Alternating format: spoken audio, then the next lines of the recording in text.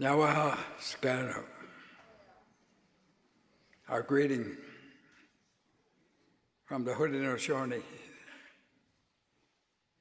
commonly known as the Iroquois Confederation. That's what the French call us. English call us Six Nations, and our proper name is Haudenosaunee, means people of the Longhouse. So, I want to thank you for being here and a common cause, and listening to Kenny. And I should say that we should give Nina and Kenny a big hand for their work.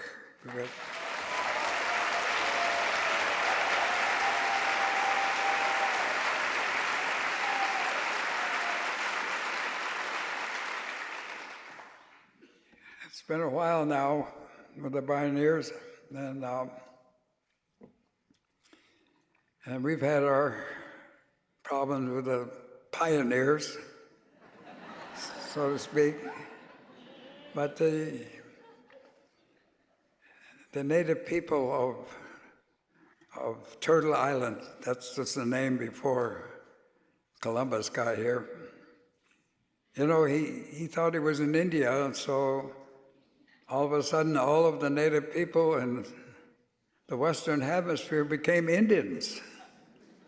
So every time I'm talking with a person from India, I have to apologize to them and say, "You are the real Indians." And it's been like that. Some explorer by name of Amerigo Vespucci, coming on his sailing ship, happened to land here, and they named the whole continent after him. One time. It's amazing.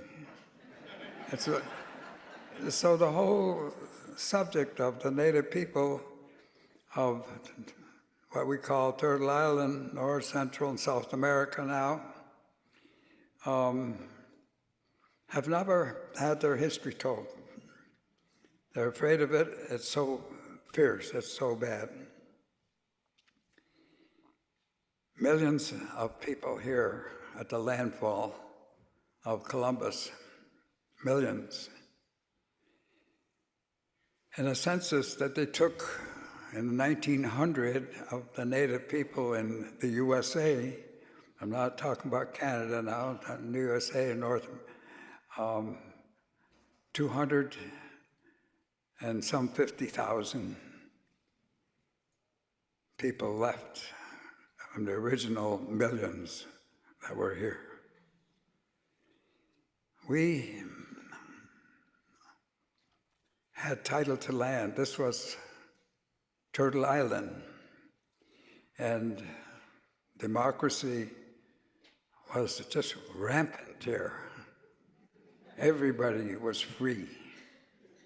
We didn't have words. We didn't, democracy came over with our relatives from across the water, but we were free. I once talked with our elder clan mother, and I asked her, I said, "When did we become Indians?" I said, she says, and we're talking about wild Indians. I said, "What's that?" She says, in our language, we don't have a word for wild. There's no word for wild. In other words, here in Turtle Island, prior to the landfall, we had community. We had community that went all the way to the grass, all the way to little critters that you can't see. They were all part of our community. There was nothing wild here at all. We just had a huge, huge community of life. And so They called us, talking now specifically about the Haudenosaunee, they said, "You people are communists." And we said, "Really? I thought we were Onondagas." No, community. That's what you have. And so when they were embarking on to become a country, they had to talk to our leaders at that time. I'm talking about 1775 now. And they knew that we were allies with the English. And they were rebels. They were going to have a rebellion here. But they knew that if we stood up and took arms with the English, there was no way they could have a rebellion at all. The power was with the Six Nations at that time, 1775. And so they came to us, a delegation, asked for a meeting in what is now Albany, New York, on the issue.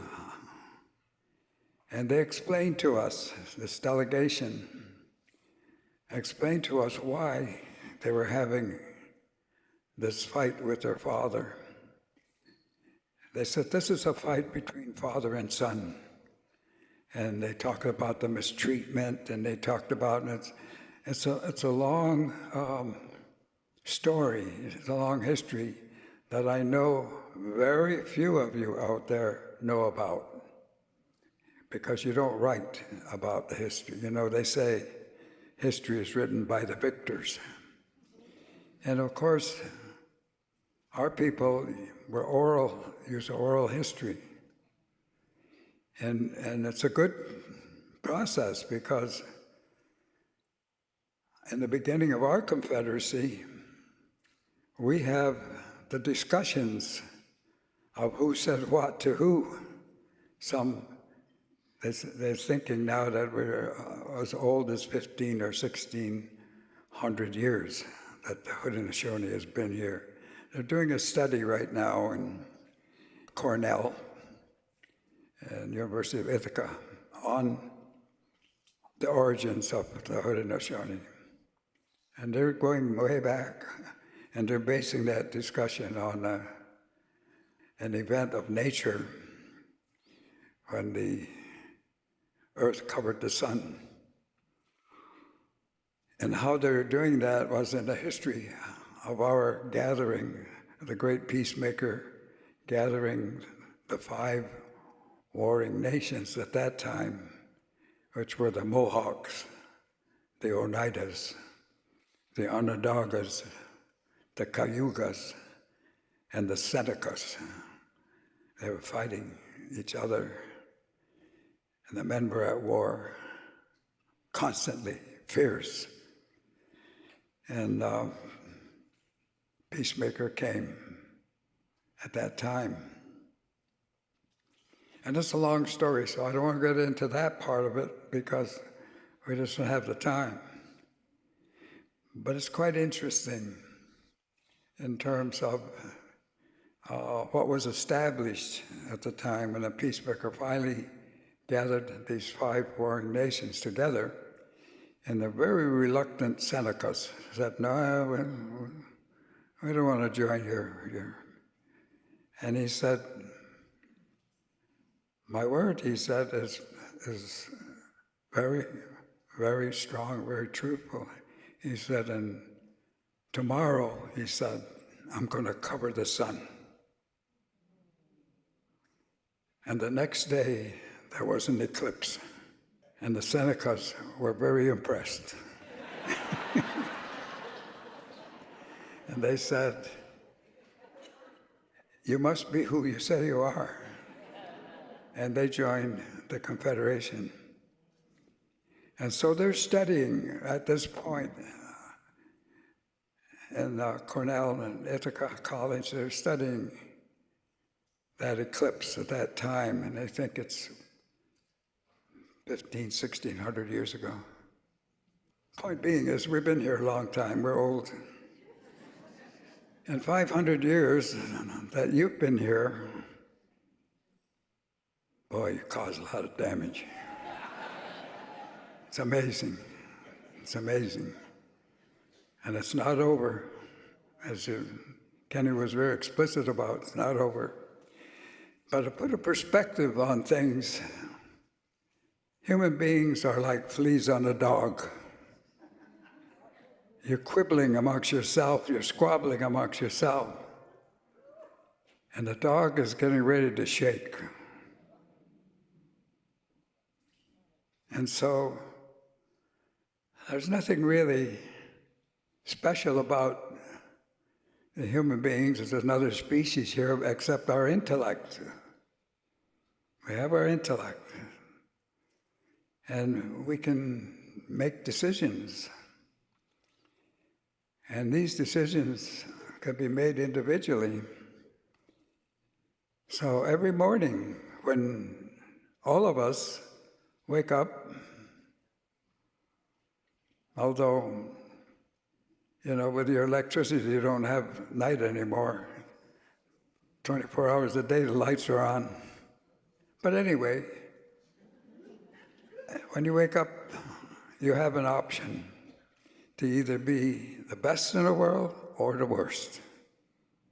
It's an option. And there's over 8 billion of those options right now. And so the gathering here, you've chosen an option for peace. And peace is the issue, and that's what the great peacemaker said. That's why we call him the peacemaker. He has a name, but we don't use it,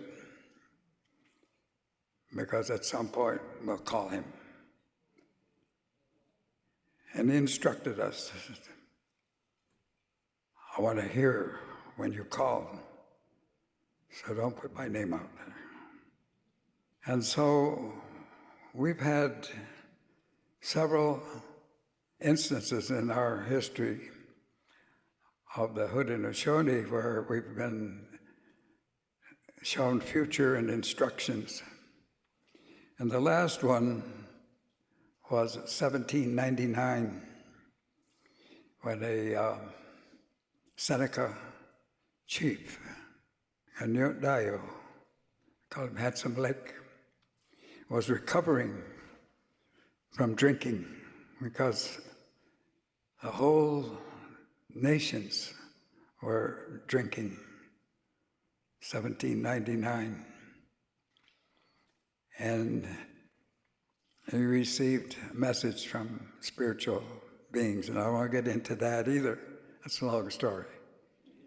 Anyway, we were instructed and given a foresight to what was coming. And from our understanding and observations, everything is right on time. And it's not good. It's not good, and you have to know that.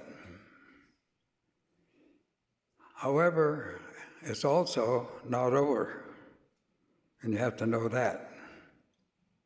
The fight is on, and this gathering here is about the future, and it's about peace, and it's about the human element on this earth at this time. The earth is quite old and has seen species after species come and go. And we haven't been here that long as a species, not very long at all. And of course you can see we're pushing the envelope. And if we're so brilliant and we're so smart, how come we're facing this crisis then? Think about that.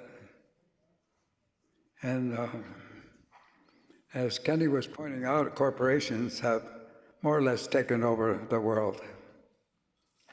And they're all about profit. And this country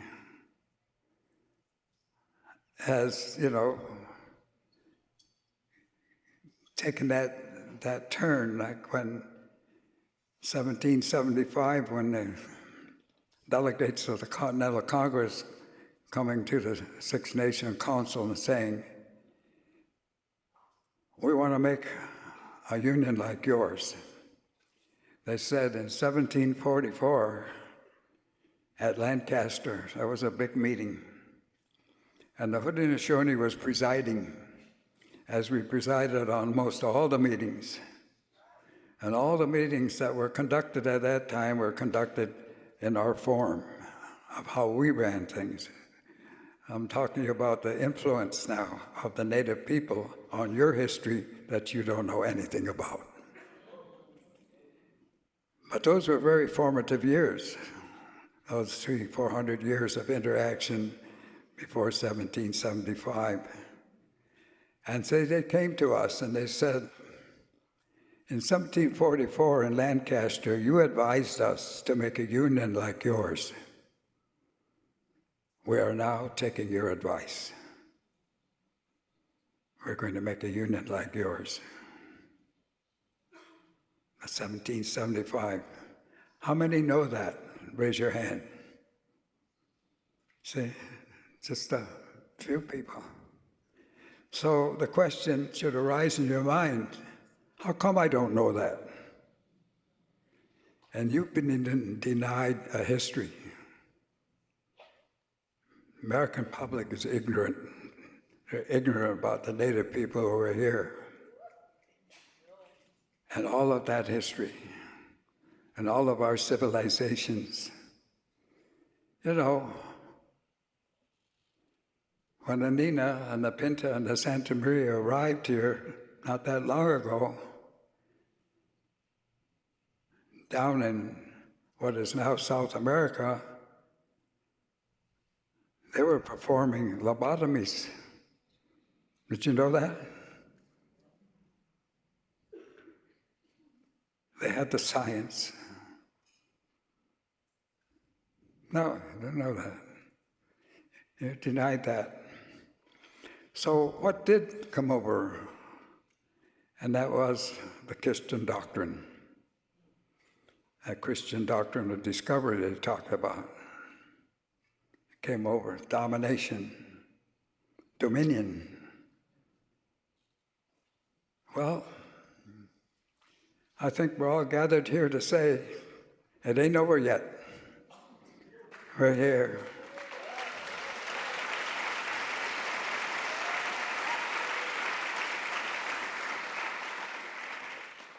And my son and Rex are here on their own. I'm not representing the Haudenosaunee in this discussion, although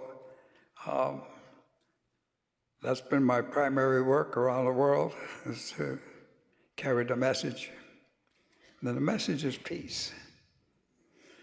And the Confederacy, when the peacemaker first put us all together, and he finally got us all assembled, and they said it took years and years for him to do that. He finally got us together on the shores of Onondaga Lake, which is not Onondaga Lake, but in our language, it's where the leaves touch the water. That was the name of it. But that's where our nation was situated, and so it's become Onondaga Lake in upstate New York. And now we're greatly diminished. The Haudenosaunee is greatly diminished, but we're still here. And we're independent. We don't vote because we are our own nation.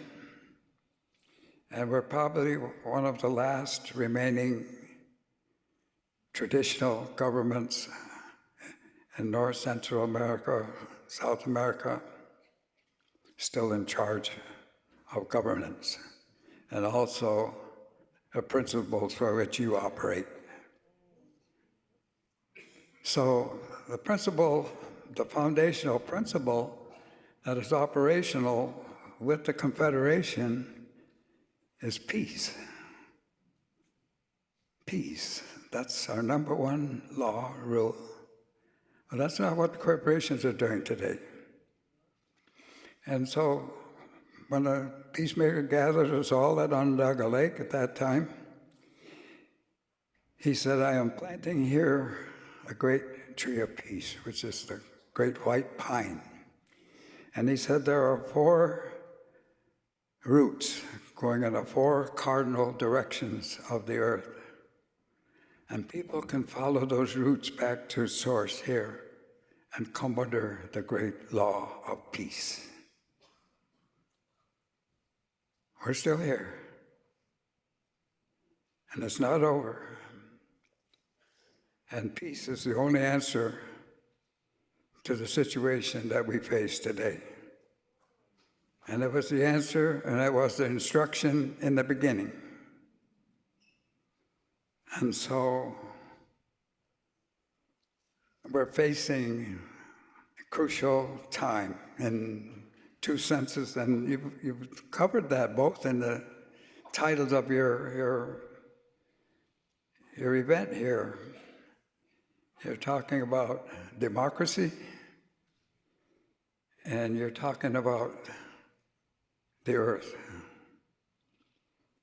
the smelting. In the year 2000, the traditional circle of Indian elders and youth were meeting in Michigan. We were up there at a meeting. And these meetings were about instructing other indigenous nations to get back to their roots and to get away from what the brother from across the water forced on our nations, which was an elective system. We don't have an elective system. Our system at Onondaga, and I've been very specific to the 6 nations, the Haudenosaunee, our system is based on peace, and the process and governance of that system is shared equally between the men and the women. And we have a matrilineal system. Now, you understand what that means?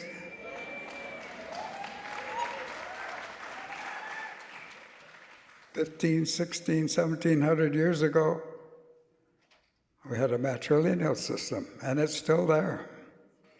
I have, I'm a wolf. That's my clan. And our system has divided our families so that we have discussions. We have 2 sides. And on our side, wolf, turtle, beaver, snipe. That's 4 families on this side. Bear, deer, eagle, and the hawk on that side. And then we take some of each and they put it over here in the middle, and they govern, and then the people sit here. So we have a full circle. And anybody in that circle can speak. And I've seen the time when a 10-year-old girl addressed the council, because she had that right, and she used it. And she addressed the council. And she laid forward her concerns, which were very legitimate. And we acted upon that. So what I'm talking about is a very democratic process. And we didn't have the word democracy either.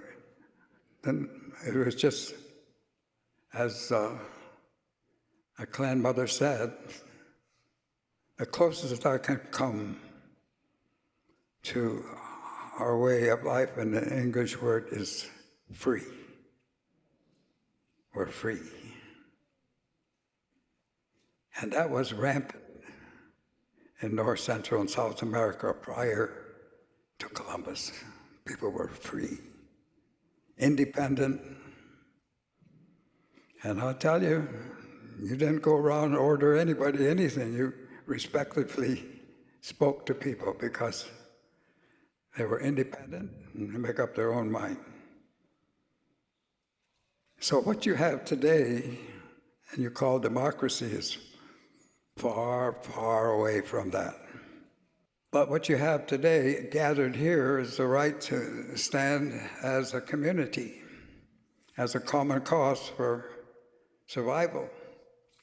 And what the peacemaker said to us at the time, so long ago, he said, now that you are gathered here, I'm going to plant this great tree of peace.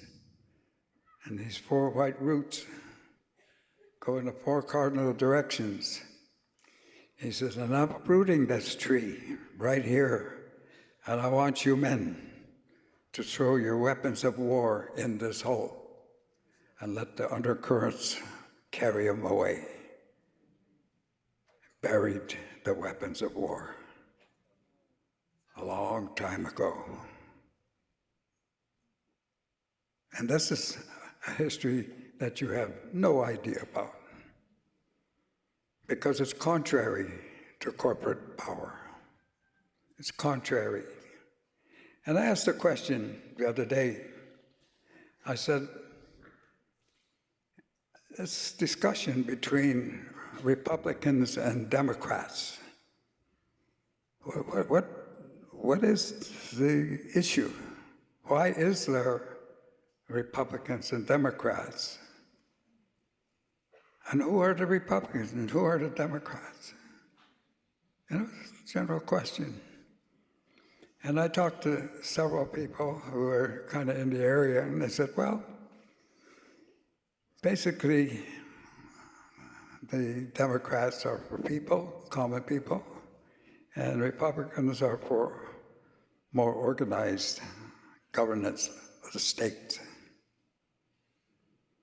And so there's this infrastructure that they couldn't settle at the time, so you have Democrats and Republicans still on this issue, which is still in discussion, and which I consider probably forever. It's a constant, because every generation has to determine for itself what its future will be. So as you sit out there, many young people here now, and I'm so glad to see you here, because we're going to need your vitality, we're going to need your strength, and you're going to need your support for the more thoughtful side of ours, how we proceed and how we deal with this eminent discussion on survival of the human beings as a species. That's where we're at. Survival as a species. And there's nothing special about us, except that we do have an intellect and we got options, so that's where we are. So nature, as was spoken about, nature's the boss. It's always been the boss and will ever be the boss. Yeah. So there's a lot that I haven't added here. You know, my 94 years on this earth here is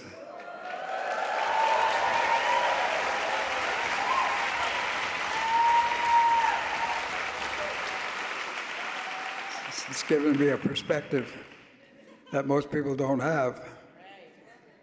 You know, I remember when there was only one car on the Onondaga Nation. Everybody was walking or horse and buggy. I could harness a horse, harness plow. And now we got vehicles flying to the moon and beyond, way beyond. So in a very short time, 70 years, we've gone from 2.5 billion people in the world to over 8 in my lifetime. Now, if everything was equitable, that would manage. But as you know, it's not equitable. So we have a great many poor people and very few wealthy people. You know, I've heard their complaints. You know, they do have a complaint, and that complaint is they have to wait in line for a yacht. Imagine. And you got women out there with 3 kids working 2 jobs. They got to wait in line for a yacht. So that's the inequity, all right? And that's the reality. But the biggest reality, like I say, is we're like fleas on a dog. And the dog's getting ready to shake. And all of your discussions here amount to nothing.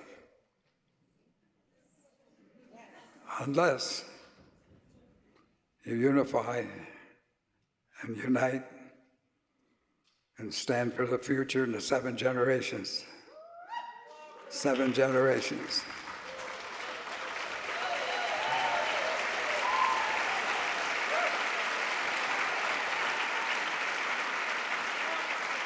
Those were our instructions, and they're valid, extremely valid today.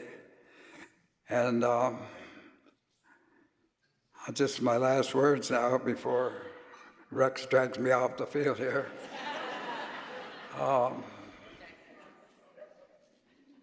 Ever guys hear about Yogi Berra, the catcher for New York? You know, he says funny things. But there's a lot of truth to something he said, you know. He would say funny things like, he said, well, when you come to the fork in the road, take it. And he said, the thing that I listen to him now, what he said, well, you know, it ain't over till it's over. And it ain't over. So that's where we are right now.